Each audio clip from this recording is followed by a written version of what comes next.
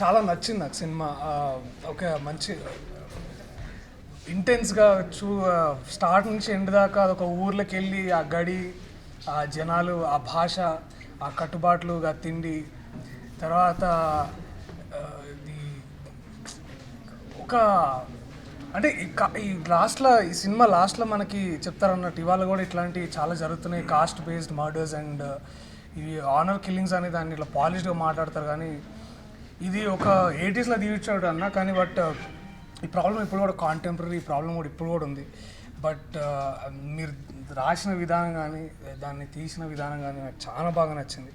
And undoubtedly one of the best films. అంటే ఒక 3 weeks నుంచి ఫిలిమ్స్ ఆర్ రియలీ కూడా థియేటర్స్ అండ్ జనాలు కూడా రావడానికి చాలా ఇష్టం అనిపిస్తున్నారు.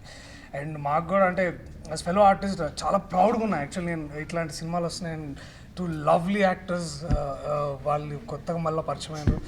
And I know what is the pressure of over achieving brother, but ఆ షాడో నుంచి బయటకు వచ్చి you have done really well and I'm really proud of you man.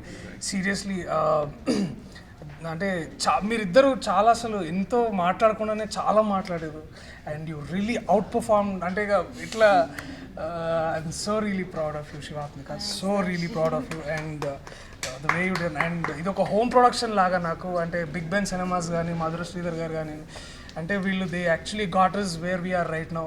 అంటే పెళ్లి చూపుల నుంచి నాకు సార్ తెలుసు నాకు అంత. And good to be for this film and I'm really really proud of you. Auditions ఉంటే చెప్పాను.